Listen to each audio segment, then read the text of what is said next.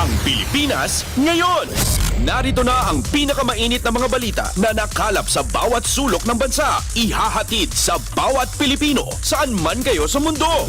Ang Pilipinas ngayon. Pakinggan ang bawat kaganapan sa bawat lalawigan.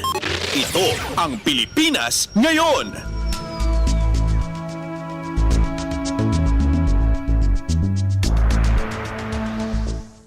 Magandang araw po sa ating mga tagapakinig. Welcome po ulit sa ating programang Ang Pilipinas Ngayon.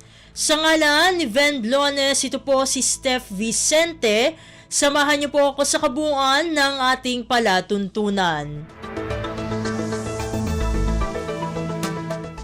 Tulad ng dati, mapakikinggan po ang ulat ng ating mga kapatid na himpilan sa probinsya, ang ating mga segmentong balitang negosyo at kalakalan, balitang sports at balitang artista, maging ang ilan sa mga pangunahing balita mula dito sa ating bansa. Yan po sa kabuuan ng ating palatuntunan, ang Pilipinas ngayon. Kumpleto, detalyadong balitaan, di papahuli sa mahahalagang kaganapan. Kamustahin ang inang bayan, ang Pilipinas ngayon.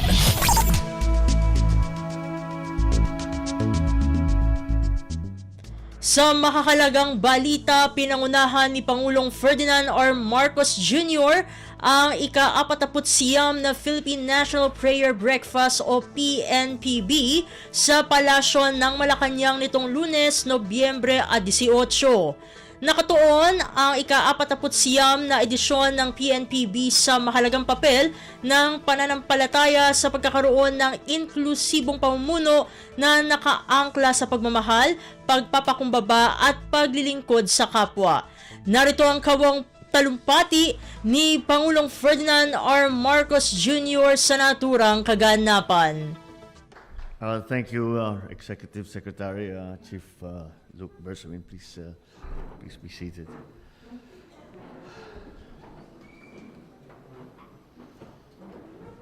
His Excellency Tui Traisot, Ambassador of the Kingdom of Thailand to the Philippines, Special Assistant to the President for Investment and Economic Affairs, Secretary Frederick Go, and other members of the Cabinet, honorable members of the Philippine Congress, the Philippine National Prayer Breakfast Foundation Incorporated Chairman Raul Victorino,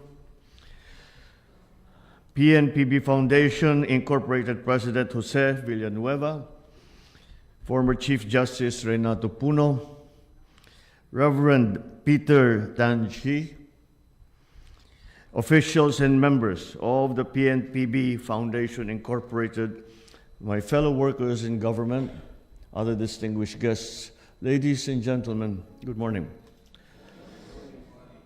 This event, we are blessed once again as we hold this event, as it is a particularly appropriate time considering the challenges that our fellow Filipinos have been facing since October 21, when severe tropical storm Christine entered our area, and until today, as Typhoon Pepito crosses our archipelago. Our collective faith and prayer to the Almighty is the most powerful tool that we have to weather these storms and the destruction that they bring. And so it is with gratitude and a sense of purpose that I join this Philippine National Prayer Breakfast, or PNPB. The PNPB reminds us that leadership without faith is a ship without a compass. It will sail, but it will drift. True leadership, the kind that transforms people's lives for the better, is guided by wisdom and is rooted in faith and in God. And that's why, Reverend, when I pray, I only do two things in my prayers. I thank God for the blessings that we have already received, and I pray that He continues to bless me with wisdom, with compassion, and with the love of our country that will be forever undying.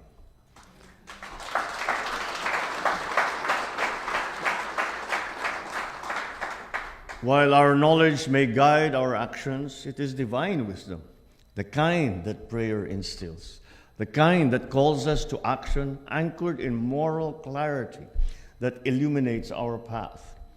For almost half a century, this gathering has stood as a testament to the power of faith, one that transcends boundaries, binds us in hope, and serves as both compass and anchor for the leadership.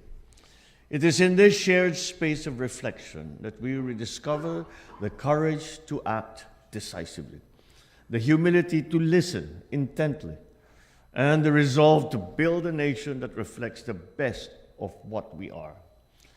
The vision of the PNPB to unite in the Spirit of Christ, shaping our lives according to God's will, and working together to bring about the realization of God's reign in the Philippines is a clarion call to all who bear the responsibility of leadership, to look beyond the immediate, to aspire to what is enduring, to what is righteous.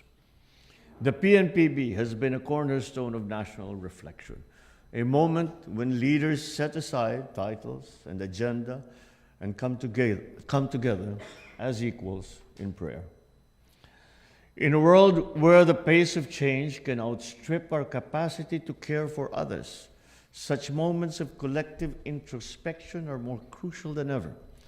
The world and our country are facing so much divisiveness in belief, in politics, even generational and cultural differences. These often make us forget our humanity, that we are one in our shared goal to serve our fellow Filipinos, to help the Philippines flourish. The mission of the PNPB to inspire leaders to embrace prayer, reflect on God's word, and lead with integrity is a reminder that leadership demands accountability to a greater, much higher standard. Let us ensure that in every decision, in every action, the spirit of love, mercy, and humility is present. To all the future leaders amongst us, let us remember this. Faith is a beacon for the future.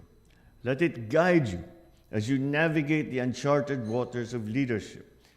You will draw courage from it when faced with doubt.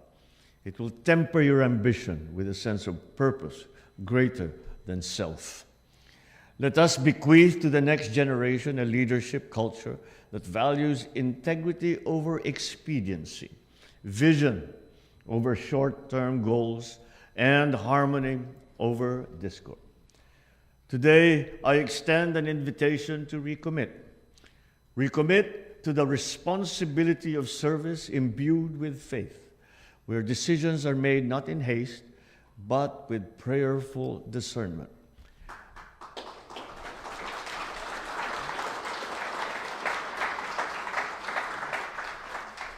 Let us renew our pledge to seek divine wisdom, to build bridges where there are divides, and to lead with conviction.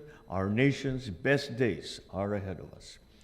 With God's grace, we can achieve this bagong Pilipinas of peace, unity, and lasting prosperity.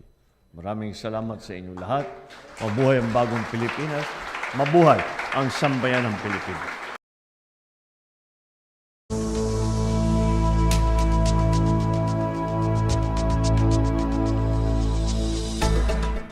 Si Pangulong Ferdinand R. Marcos Jr.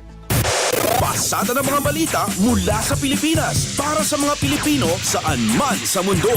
Ang Pilipinas ngayon.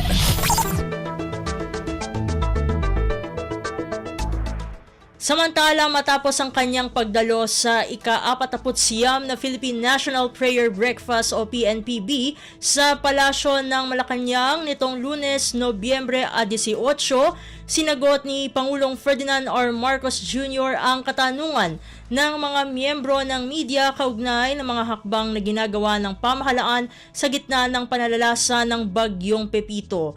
Narito naman ang kabuuan ng nabanggit na media interview. Well, we have been monitoring Pepito all night.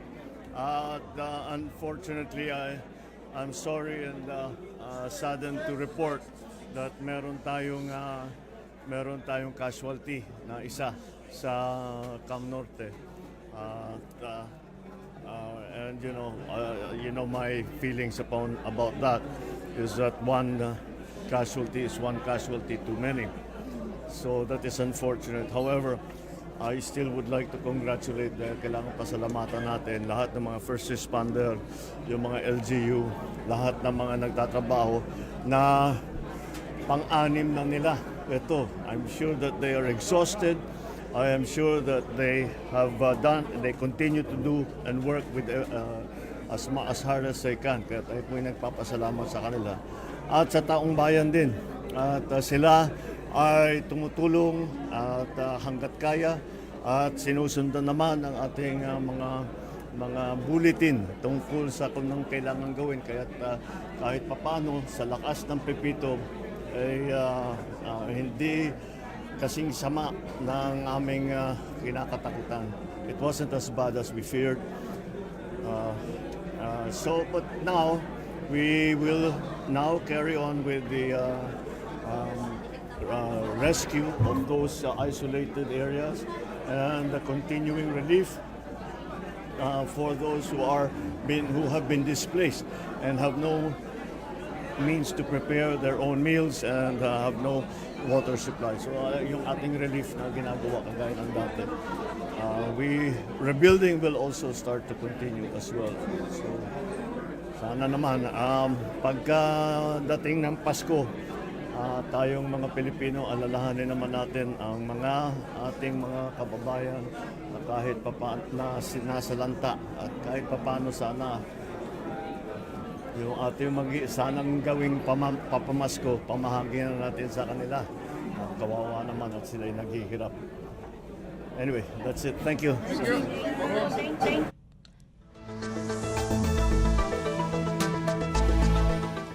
Si Pangulong Ferdinand R. Marcos Jr. Kumpleto, detalyadong balitaan, di papahuli sa mahahalagang kaganapan. Kamustahin ang inang bayan, ang Pilipinas ngayon.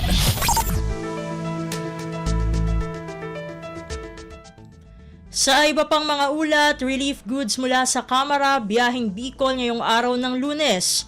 Ang tulong ay bahagi ng ikinasang Tabang Bicol, Tindog, Oragon Relief Caravan ng Kamara sa pangunguna ni Pangulong Ferdinand R. Marcos Jr. katuwang si House Speaker Martin Romualdez at Department of Social Welfare and Development o DSWD Secretary Rex Gatchalian. Ang detalye ng balitang ito mula kay Kathleen Forbes. Tutulak na ngayong araw, pabikol, ang 24 na truck lula na relief goods para sa mga komunidad na apektado ng magkakasunod na bagyo, pinakahuli ang bagyong Pepito. Ang tulong na ito ay bahagi ng ikinasang Tabang Bicol, Tindog, Oragon Relief Caravan ng Kamara sa pangunguna ng Pangulong Ferdinand R. Marcos Jr. katuwang si Speaker Martin Romualdez at DSWD Secretary Rex Gatchalian sa pamamagitan ng nationwide donation drive na kalikom ng pagkain, hygiene kits, damit at iba pang batayang pangangailangan na siyang ipapamahagi sa relief drive. Mayroon din daang-daang sako ng bigas at canned goods mula sa iba't ibang grupo gaya ng Tingog Party List, PhilReca, National Irrigation Administration at private donors. Ngayong araw din isasagawa ang pamamahagi na nasa 750 million na halaga ng financial aid sa ilalim ng AIX. Habang sa November 21 naman idaraos ang mini Bagong Pilipinas Serbisyo Fair na sasabayan ng pamamahagi ng relief goods. Inaasahan na aabot sa higit 150,000 na benepisaryo ang matutulungan ng Tabang Bicol, Tindog, Oragon Relief Caravan. Giit ni Speaker Romualdez, ang relief caravan na ito ay hindi lamang tulong pinansyal, ngunit simbolo ng malasakit at pagkakaisa ng sambayan ng Pilipino. Ito si Kathleen Forbes para sa Radyo Pilipinas. Pasada ng mga balita mula sa Pilipinas para sa mga Pilipino saan man sa mundo. Ang Pilipinas ngayon.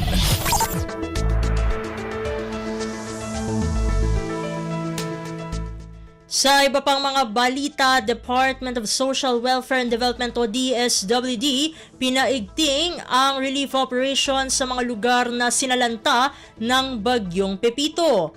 Ayon kay DSWD Secretary Rex Gatchalian, sapat at hindi magkukulang ang relief supplies ng ahensya para sa mga pangailangan ng mga apektado ng bagyong Pepito, partikular sa lalawigan ng Catanduanes. Ang detalye ng balitang ito mula kay Mary Ann Bastasa. Tiniyak ng Department of Social Welfare and Development o DSWD na sapat at hindi magkukulang ang relief supplies ng ahensya para sa pangangailangan ng mga apektado ng Bagyong Pipito, partikular na sa lalawigan ng Catanduanes. Ayon kay DSWD Secretary Rex Gatchalian, ginagamit ngayon sa lalawigan ang nasa 10,000 family food packs na unang nakaproposisyon na bago pa tumama ang bagyo. Bukod dito, may karagdagan pa anyang 20,000 hanggang sa 30,000 family food packs na ipinadala sa Bicol Region na maaaring magamit din sa Catanduanes. Kaugnay nito, sinabi naman ni Disaster Response Management Group at spokesperson ASEC Erin Dumlao na tuloy-tuloy sinasagawang response operation sa mga field office sa Ilocos, Cagayan at Bicol Region sa mga apektadong pamilya, kabilang na ang kinailangang ilikas sa kasagsagan ng Bagyong Pipito. Una na rin nagbigay ng direktiba ang DSWD Chief sa DRMG at sa National Resource Operations Center na tiyakin na hindi magkukulang ang produksyon ng family food packs habang patuloy na nararanasan ng hagupit ng Bagyong Pipito. Ito si Meran Bastasa para sa Radyo Pilipinas. Pasada ng mga balita mula sa Pilipinas para sa mga Pilipino saan man sa mundo. Ang Pilipinas ngayon.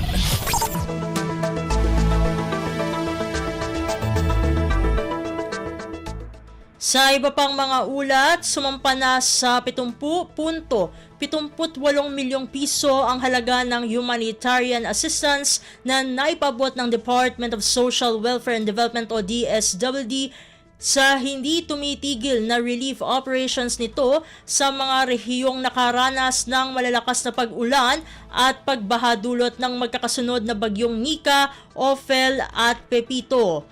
Ayon sa DSWD, na ipaabot ang tulong sa mga apektadong barangay sa Ilocos Region, Cagayan Valley, Central Luzon, Calabar Zone, Mimaropa, Bicol Region, Eastern Visayas at CAR. Mayroon ng mahigit sa 200,000 family food packs ang naipamahagi sa mga residente, partikular sa mga inilikas sa evacuation centers. Hanggang alas 6 ng umaga ng Lunes ay umakyat pa sa mahigit 600,000 o 634,476 na pamilya o 2.3 milyong individual ang naapektuhan ng kalamidad. Mula sa bilang na ito, nasa 111,790 na pamilya o nasa mahigit 450,000 individual ang nananatili pa rin sa evacuation centers. Una nang tiniyak ni DSWD Secretary Rex Gatchalian na sapat at hindi magkukulang ang family food packs para sa mga naapektuhan ng magkakasunod na bagyo. Kumpleto, detalyadong balitaan, di papahuli sa mahahalagang kaganapan. Kamustahin ang inang bayan, ang Pilipinas ngayon. Samantala, nananatiling nakaalerto ang Philippine National Police o PNP para sa patuloy na pagtugon sa mga lugar na matinding napinsala ng super bagyong Pepito. Ayon kay PNP Chief Police General Romel Francisco Marbil, puspusan ang ginagawang pakipag-ugnayan sa mga Local Disaster Risk Reduction and Management Office o LDRMO para tiyaking ligtas ang publiko. Una nang ipinakalat ng PNP ang nasa 4,874 na mga tauhan nito para sa mga ikinasang preemptive evacuation habang mayroon pang 8,065 magsisilbing Reactionary Standby Support Force o RSSF sa mga lugar na matinding naapektuhan ng super bagyo. Kasunod dito, kinilala ni Marbil ang sakripisyo ng mga pulis sa panahon ng kalamidad kaya pinaalalahanan niya ang mga ito na manatiling ligtas upang patuloy na makatulong sa mga higit na nangangailangan. Pasada ng mga balita mula sa Pilipinas para sa mga Pilipino saan man sa mundo. Ang Pilipinas ngayon.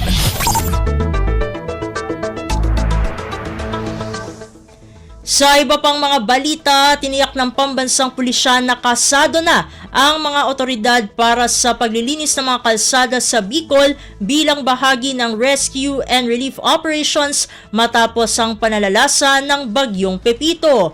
Ayon kay Bicol Regional Director Brigadier General Andre Dizon, Walang tigil ang koordinasyon ng PNP Bicol sa Office of Civil Defense at Regional Disaster Risk Reduction Management Office. Sinabi ni Dizon na maraming paparating na relief goods kaya dapat maisaayos na ang mga kalsada para mabilis na maiparating ang mga tulong sa mga lugar na apektado ng bagyo.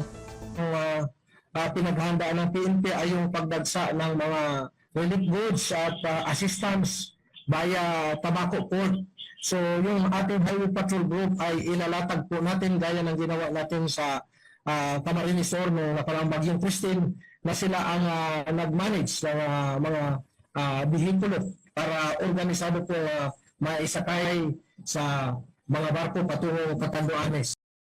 Si Bicol Regional Director Brigadier General Andre Dizon. Kumpleto, detalyadong balitaan, di papahuli sa mahahalagang kaganapan. Kamustahin ang inang bayan, ang Pilipinas ngayon.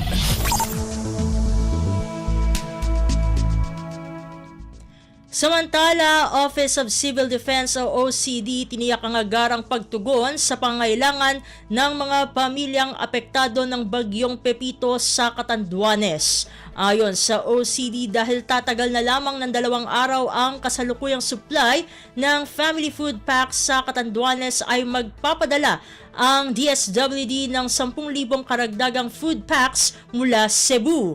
Ang detalye ng balitang ito mula kay J. Mark Dagala.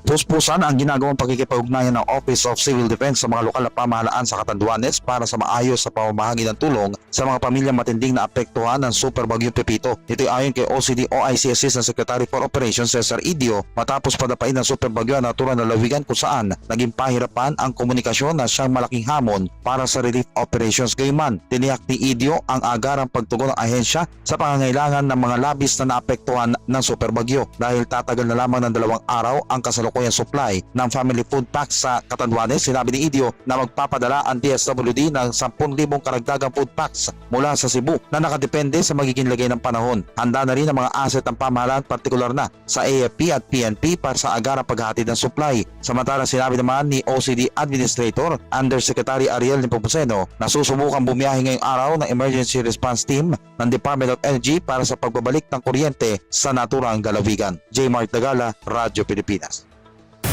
Pasada ng mga balita mula sa Pilipinas para sa mga Pilipino saan man sa mundo. Ang Pilipinas ngayon.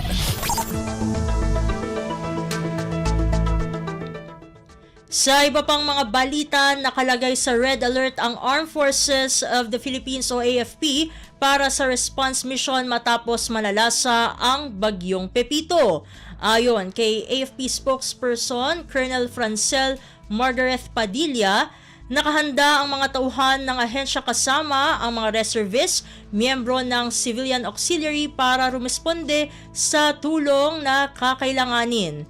Nakahanda na rin ang iba't ibang transportation asset ng AFP tulad ng 3,312 land vehicles, 120 seacrafts at 40 military aircrafts. Sinabi ni Padilla na tuloy-tuloy ang kanilang koordinasyon sa mga ahensya ng gobyerno para sa delivery ng relief goods, tulong medikal at iba pang pangangailangan ng mga naapektuhan ng bagyo.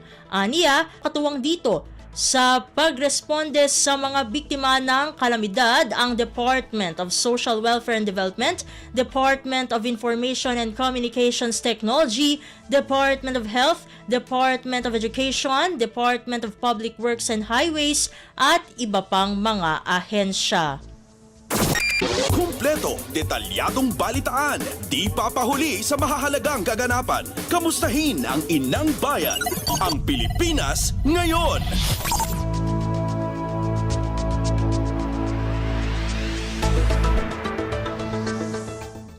At iyan ang mga may init na balita para sa araw na ito. Samantala, ating antabayanan ng mga ulat mula sa ating mga kapatid na himpilan sa probinsya para sa Regional News. Balita mula sa lalawigan sa bawat rehiyon ng ating bayan. Dito sa Ang Pilipinas Ngayon.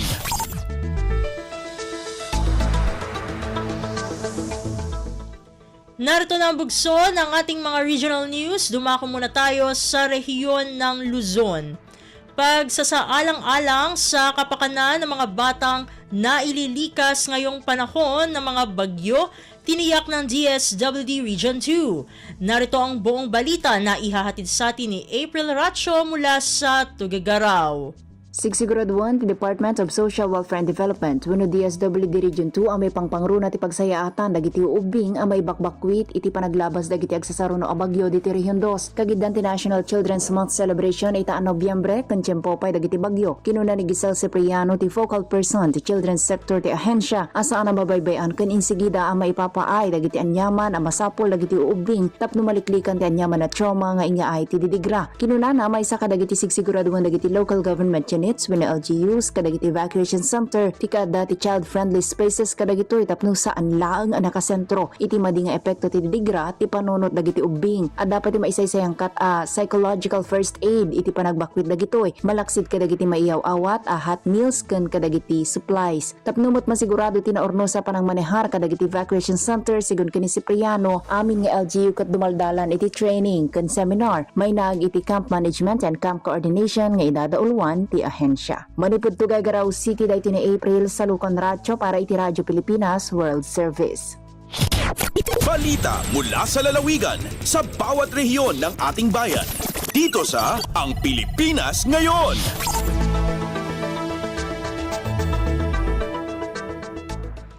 Inyong napakinggan ang ulat ni April Ratio mula sa Tuguegarao. Dakuy naman natin ang Baguio City. Insidente ng krimen sa Baguio City bumaba ng 9%. Ang kabuang ulat ihahatid naman sa atin ni Jong Munar.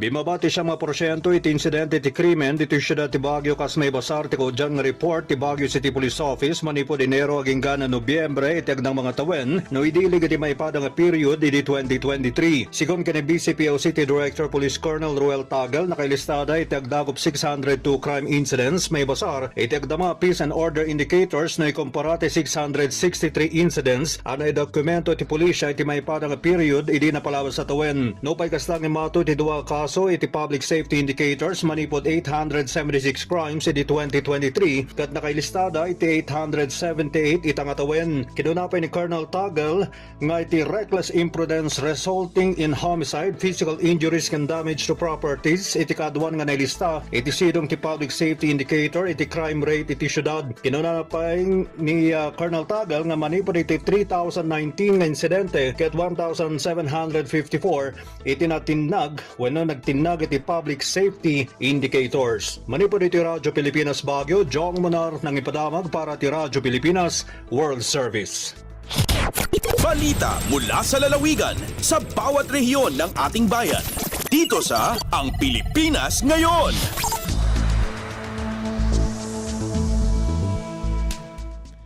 Inyong napakinggan ang ulat ni Jong Munar mula sa Baguio City. Puntahan naman natin ang Palawan. Lalawigan ng Palawan hindi apektado ng bagyong Pipito. Naturang lalawigan nakararanas ngayon ng magandang panahon. Narito si Damian Lacasa Jr. para sa balita. Tungod din ang bagyong Pipito, ligtas ngayon ang probinsya ng Palawan sa epekto nito. Sa isarang arampangan, ingkon ni Palawan PDRRM Officer Jerry Alili, ara epekto digi sa probinsya yung ingkong bagyo. Sa 23 nga mga munisipyo digi ang probinsya, agaranas lamang ng maambang nga klima mula ra sa maulap tungod mainit nga tiyempo. Makundya, makon ni Alili 24 oras nga preparado andang Emergency Operations Center, may bagyo manuara at preparado sa mga abiso nga LIN and DRRMC. Darwa ka beses kada adlaw makon Alili aga monitor anang opisina sa kada munisipyo tungod magbago ang temperatura. Ara ingtala nga landslide, pagbaha hasta arang evacuees tungod buong probinsya tungod nga kaambengan ang tiyempo. Agaling digi ang syudad ang Puerto Princesa, Damian Lacasa Jr. para sa Radyo Pilipinas World Service. Balita mula sa lalawigan sa bawat rehiyon ng ating bayan. Dito sa Ang Pilipinas Ngayon.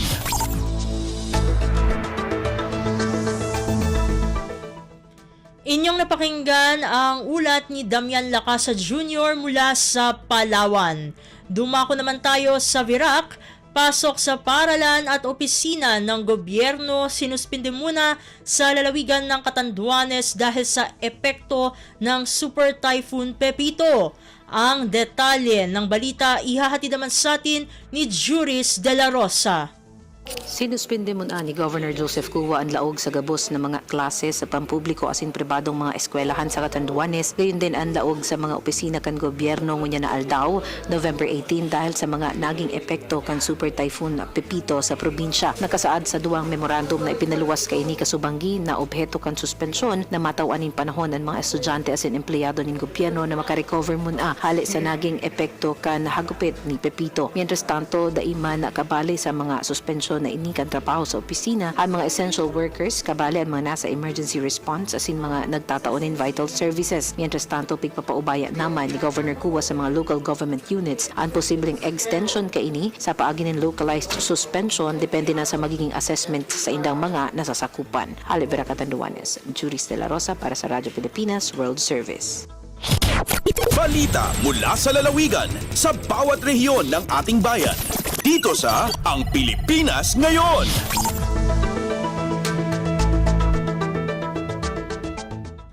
Inyong napakinggan ang ulat ni Juris de la Rosa mula sa Virac. Pumunta naman tayo ngayon sa rehiyon ng Kabisayaan. Visayas Disaster Resource Center patuloy ang pagpapadala ng family food packs sa mga nasalantan ng bagyong Pepito. Pakinggan ang kabuang ulat na ihahatid naman sa atin ni Jessa Agua Ilanan mula sa Cebu.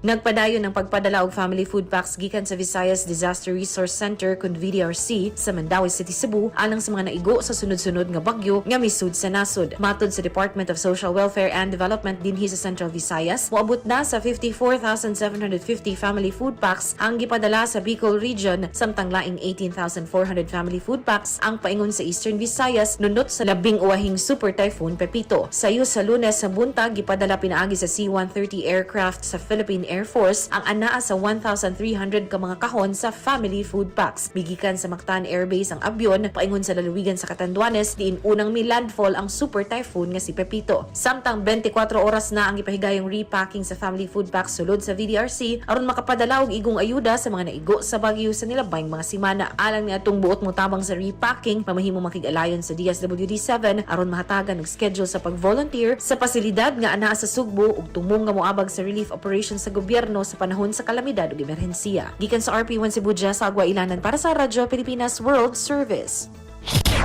Balita mula sa lalawigan sa bawat rehiyon ng ating bayan. Dito sa Ang Pilipinas Ngayon.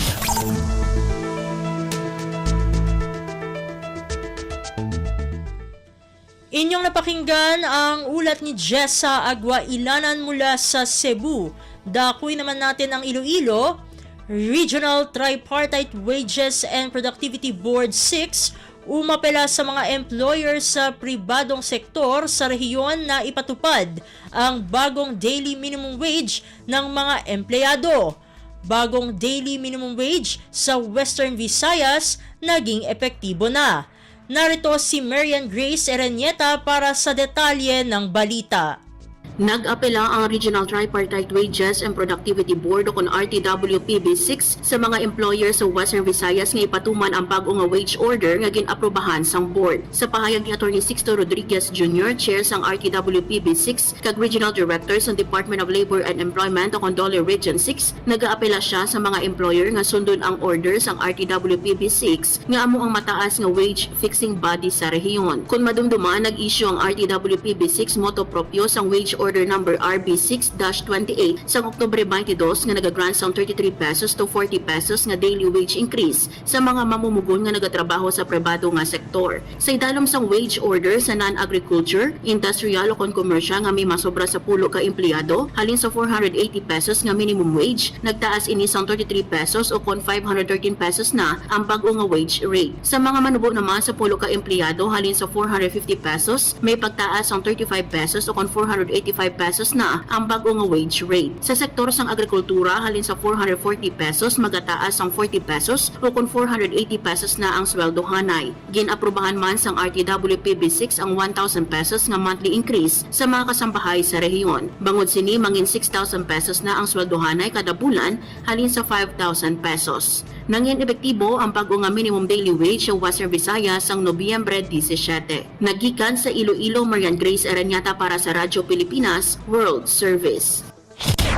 Balita mula sa lalawigan sa bawat rehiyon ng ating bayan. Dito sa Ang Pilipinas Ngayon.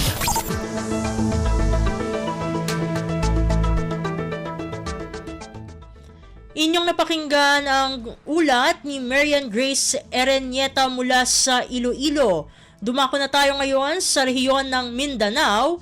Davao City Government nagdagdag ng mga rescue vehicle para sa disaster response.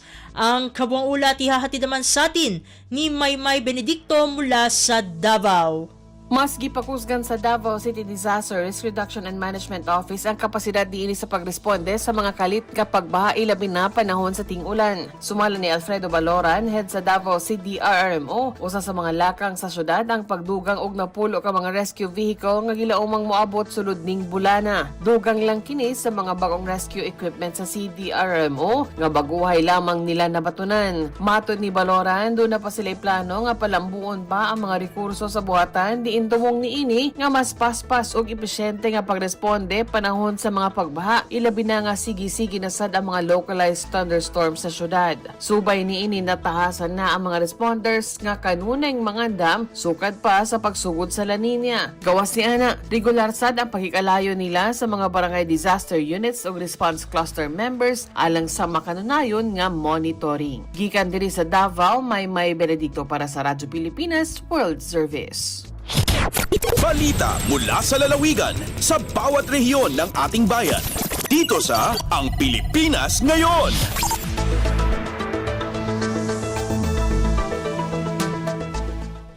Inyong napakinggan ang ulat ni Maymay Benedicto mula sa Davao. Dakoy naman natin ang Butuan. 24 Caraga Local Government Units o LGUs kabilang sa 714 LGUs sa buong bansa naggagawaran ng 2024 Seal of Good Local Governance. Ang detalye ng balita ihahatid sa atin ni Jocelyn Morano. Mukabat sa 24 ka mga pamahalaang lokal sa Caraga Region ang walang pusong nakadawa sa 2024 Seal of Good Local Governance kun SGLG. Opisyal nga gianunsyo sa Department of Interior and Local Government o DILG Caraga nga nahilakip sa listahan ang tulo ka mga napasidunggang probinsya gilangkuban sa Surigao del Sur, Agusan del Sur ug Agusan del Norte. Samtang ang city awardees mao ang Tandag City sa Surigao del Sur ug ang Butuan City. Doon na usay 19 ka mga munisipyo ang natunulan sa SGLG. Kini ang Habonga, Nasipit ug Tubay sa Agusan del Norte, Esperanza, Loreto, Prosperidad, Sibagat, Trento ug Veruela sa Agusan del Sur, Claver, Del Carmen, Santa Monica ug Tubod sa Surigao del Norte, Carmen, Hinatuan, San Agustin ug San Miguel sa Surigao del Sur, dayon ang mga lungsod sa Cadiana ug Tubahon sa probinsya sa Dinagat Islands. Ang hatagag highest recognition ug most prestigious award sa DILG, dakong higayon para ikapamatuod nga consistent ang LGU sa pagpaasgang sa good governance principles. Gikan sa RP Butuan, kini si Jocelyn Morano para sa Radyo Pilipinas World Service. Balita mula sa lalawigan sa bawat rehiyon ng ating bayan. Dito sa Ang Pilipinas Ngayon.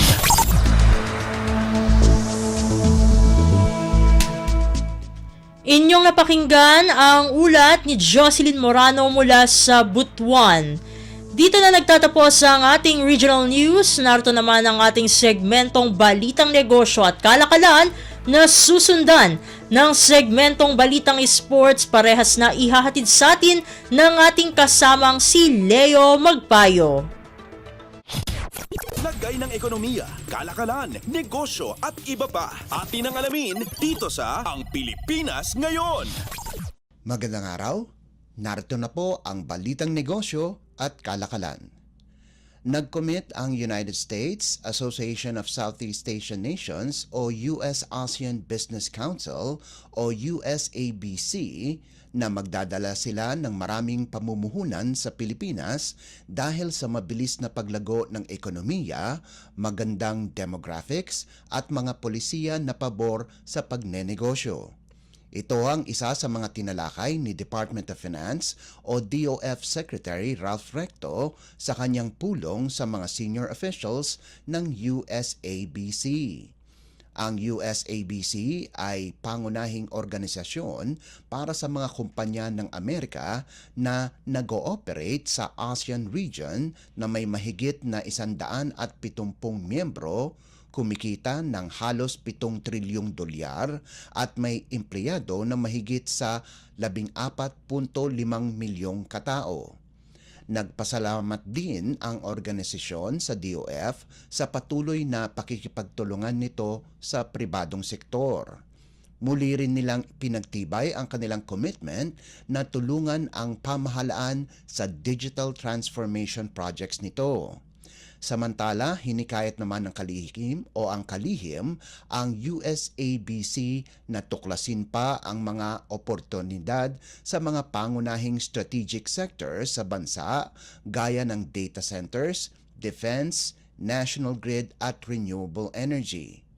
Tinalakay din ng DOF Chief sa international organization ang mahalagang aspeto ng bagong batas, ang Corporate Recovery and Tax Incentives for Enterprises to maximize opportunities for reinvigorating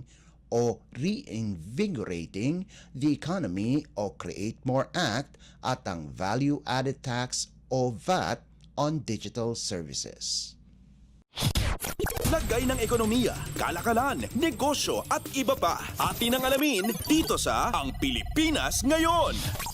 Nangako si Finance Secretary Ralph Recto na patuloy niyang isusulong ang tamang polisiya upang patatagin ang financial inclusion ng bansa at modernisa ang Philippine Capital Market para sa paglago ng Government Securities Eligible Dealers o GSEDs. Sa katunayan, ayon sa kalihim, ilulunsad ang innovative G-bonds ng GCash sa susunod na buwan. Ito ay upang gawing madali at maging accessible sa publiko ang pamumuhunan.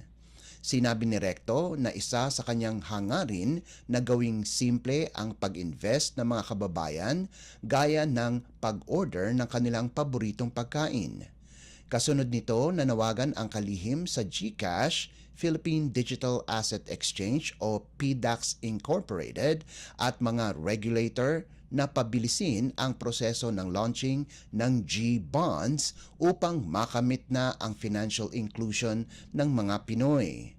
Nag-commit din si Recto na patuloy na itutulak ng economic team ang greater retail participation at digital transformation na magdudulot ng paglago sa ekonomiya. Lagay ng ekonomiya, kalakalan, negosyo at iba pa. Atin ang alamin dito sa Ang Pilipinas Ngayon. Ibinahagi ni Sweden Ambassador Harold Fries sa Department of Finance o DOF ang kanilang dedikasyon upang palawakin ang pamumuhunan at kolaborasyon sa Pilipinas, partikular sa larangan ng infrastruktura, transportasyon, digitalisasyon, healthcare, energy at responsableng pagmimina. Kabilang ito sa mga tinalakay ng Sweden Ambassador at ni Finance Secretary Ralph Recto sa courtesy meeting na naglalayong mas patibayin ang strategic partnership ng Pilipinas at Sweden. Pinag-usapan din sa pulong ang transfer of technology kung saan nag-alok ang Sweden ng paborableng solusyon sa export credit upang mapadali ang kalakalan sa pagitan ng dalawang bansa. Sa katunayan, nakatakdang lagdaan ang isang Memorandum of Understanding o MOU sa Financial Development Cooperation na magbibigay daan sa mas malalim na kolaborasyon sa mga kritikal na sektor. Lagay ng ekonomiya, kalakalan, negosyo at iba pa. Atin ang alamin dito sa Ang Pilipinas Ngayon. At para naman sa sports balita, Updates at pinakahuling mga usapin sa mundo ng palakasan. Atin ang pakinggan dito sa Ang Pilipinas Ngayon. naka-recover mula sa malamyang panimula ang Chris Cross para talunin ang DN Steel FEU sa loob ng 4 na sets sa 2024 Spikers Turf Invitational Conference na ginanap sa Inares Sports Arena sa Pasig.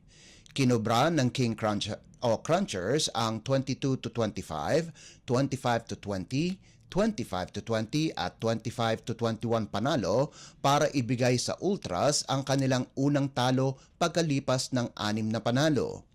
Pinangunahan ni Open Conference Most Valuable Player Jude Garcia ang Chris Cross kung saan nagtala ito ng 19 na puntos mula sa 14 na attacks, 4 na blocks at isang service ace bukod pa sa 16 na excellent receptions. Pagkatapos ng laro, sinabi ni Garcia na pamilyar siya sa laro ng kalaban dahil nagsisilbi itong assistant coach para sa Far Eastern University. Dahil sa panalo, mayroon ng 5-1 win-loss record ang King Crunchers para tumabla sa Signal HD Spikers sa ikalawang pwesto at patibayin ang kapit sa semifinals. Nagtapos naman ng may tig 11 puntos sina Nico Almendras at Isay Marasigan habang ipinakita ni Ish Polvorosa ang kanyang galing sa pagkontrol ng bola sa nagawa nitong 23 excellent sets. Pakay ng Chris Cross na siguruhin ang isang pwesto sa semis kung saan makakatapat nito ang Chichi DHTSI sa Nobyembre 27. Kahit natalo, nangunguna pa rin ang DN Steel FEU na may 6-1 record kung saan susunod na makakatapat ng Ultras ang defending champions Signal HD Spikers itong darating na linggo. Nanguna naman para sa Ultras si Drix Saavedra sa nalikom nitong 15 puntos habang naka-12 markers si Miko Espartero.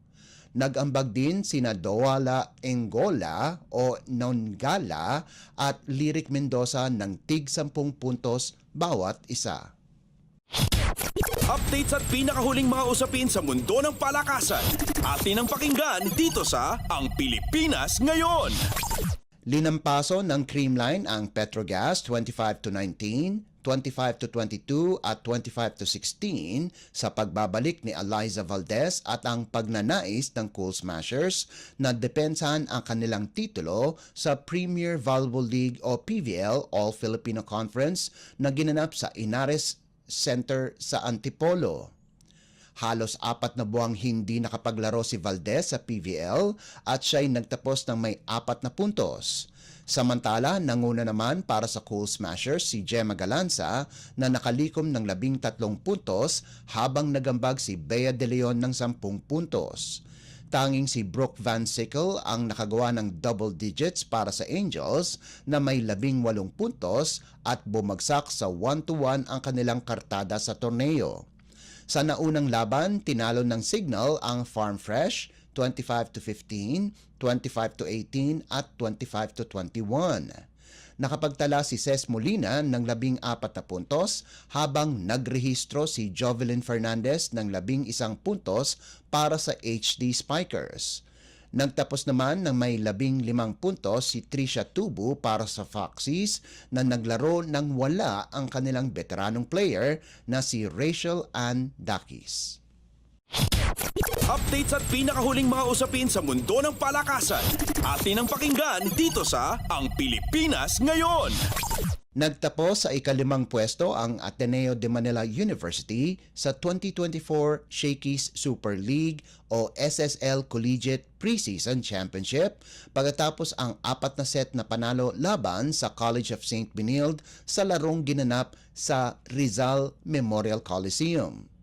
Pagkatapos ibigay ng Blue Eagles ang ikatlong set, tinapos na ng koponan ang laban sa 4th set, 26-24, 25-16, 21-25 at 25-23 para tapusin ang classification phase. Nanguna para sa Ateneo si Leanne de Guzman sa nagawa nitong 20 puntos habang si Giselle Sudna Shima ang nakagawa ng mga krusyal na puntos sa huling parte ng 4th set kasama na ang huling 2 puntos.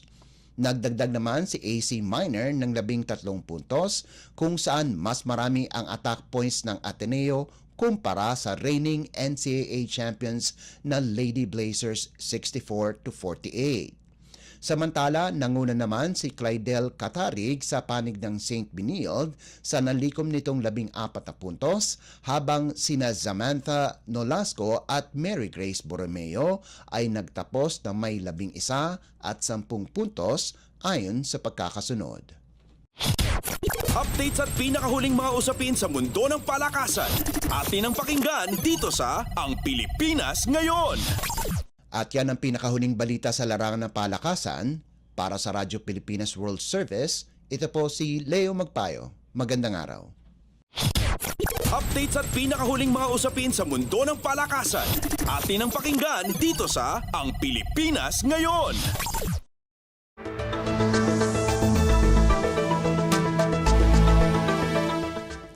Maraming salamat, Leo, para sa ating mga segmentong Balitang Negosyo at Kalakalan at Balitang Sports. Samantala, narito naman ang ating segmentong Balitang Artista na ihahatid sa atin ng nag-iisang si Mama JT. Ang latest, ang hottest sa showbiz and entertainment. Heto na sa Ang Pilipinas Ngayon.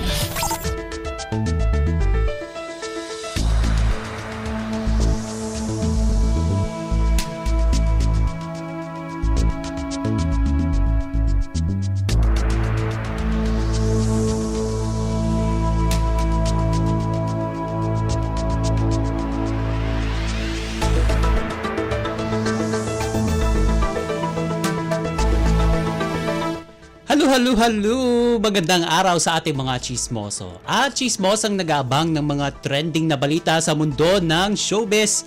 Ito na ang ratsyada ng ating mga chika. Ito muna, malungkot na balita, pumanaw na ang lead vocalist ng Aegis Band na si Mercy Sunot sa edad na 48 matapos ang kanyang pakikipaglaban sa lung cancer. Kinumpirma ng mga kabanda ng singer ang pagpanaw ni Mercy sa pamagitan ng official Facebook page ng Aegis Band. Bago ang kanyang pagkawala ay hiniling ng Aegis lead vocalist na ipagdasal siya ng mga netizens na malampasan niya ang pinagdaraanan nitong pagsubok. Ito ay matapos na isugod sa intensive care unit sa isang ospital ang singer matapos makaranas ng hirap sa paghinga kasunod ng pagtanggal sa namuong tubig sa kanyang baga. At sa isang TikTok video, sinabi niya nga naging matagumpay naman ang ginawang operasyon sa kanya kamakailan dahil sa breast at lung cancer.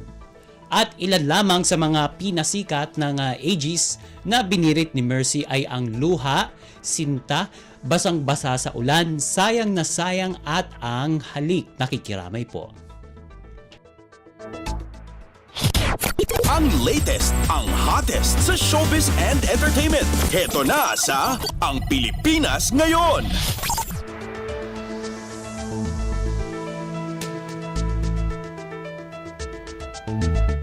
At sa iba pa nating chika for today, bigumang makuha ng Miss Universe Philippines 2024 na si Chelsea Manalo ang corona ay nagpahayag ito ng pasasalamat sa suportang ibinigay ng mga Pilipino sa kanya.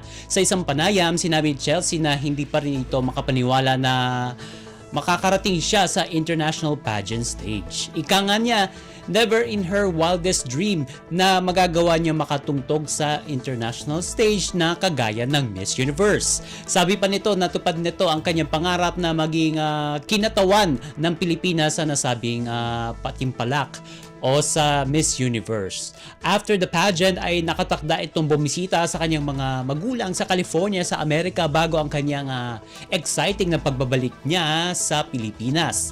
At itinanghal ng Miss Universe 2024 ang representante ng Denmark na si Victoria Kjær Telvig habang pasok sa top 5 ang pambato ng Thailand na si Suchata Chuangsri sa ginanap na Grand Coronation Night ng Miss Universe 2024 sa Mexico City.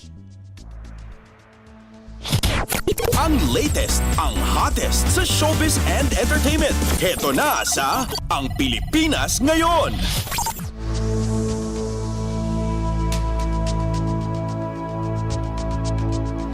At sa uli natin, chika, for today, iwas pusoy ang aktor na si Alden Richards sa tanong kung naniligaw o girlfriend na ba niya talaga ang kanyang leading lady sa pelikulang Hello, Love Again na si Catherine Bernardo. Umiiwas kasi ang Asia's multimedia star sa mga tanong sa kanya sa ugnayan nila ni Catherine.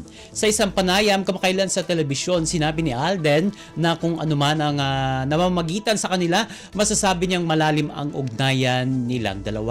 Paliwanag ng kapuso superstar, quote and unquote, "Since I got the chance to really know her now personally, ang dami ko pong na-discover sa kanya, our similarities and differences in how we view life," sabi niya. And ayon pa kay Alden, sobrang na-appreciate niya ang mga bagay na in-open up ni Catherine sa kanya. At inamin niyang nakilala at nabibisita na niya ang pamilya ni Kat habang nagkakaroon siya ng pagkakataon. Sa ngayon ay ayaw madaliin ni Alden ang mga bagay na may kaugnayan sa relasyon nila ni Catherine. At nakatoka ang dalawa sa success ng sequel ng pelikula nilang Hello, Love Again. Ang latest, ang hottest sa showbiz and entertainment. Heto na sa Ang Pilipinas Ngayon.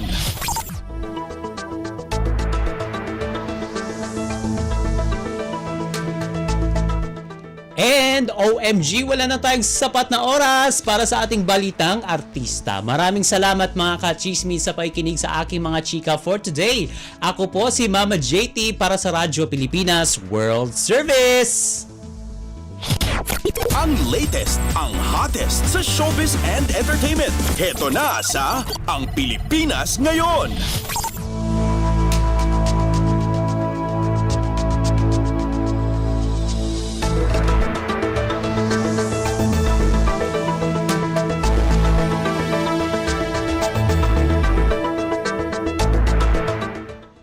At yan ang naging kabuuan ng ating programa para sa araw na ito. Samantala, magpapasalamat muna tayo sa ating mga nakasama sa ating transmitter site sa Tinang. Sa studio, kasama natin si Milo Jonella, Susan Aison at Anthony Pimentel. Pinasasalamatan din natin ang ating executive producer para sa araw na ito na si Jerome Toledo. Salamat din sa mga naghatid ng mga ulat mula sa Kamaynilaan at mga probinsya, pati na rin ang naghatid sa atin ng mga segmentong Balitang Negosyo at Kalakalan at Balitang Sports na si Leo Magpayo at ng segmentong Balitang Artista na si Mama JT. Syempre, maraming salamat sa ating station manager na si Mr. Ray Sampang. Maraming salamat po hanggang sa susunod na edisyon ng ating palatuntunan. Huwag kalimutang mag-like, mag-follow at mag-subscribe na sa mga social media account ng Radyo Pilipinas World Service upang maging laging updated sa mga mahahalagang balita. Sa ngalan ni Ven Blones, ito po si Steph Vicente. Mabuhay po tayong mga Pilipino. At yan ang Pilipinas Ngayon. Muling samahan si Ven Blones sa parehong oras at alamin ang pinakahuling mga kaganapan at balita saan man kayo naroon. Ang Pilipinas Ngayon.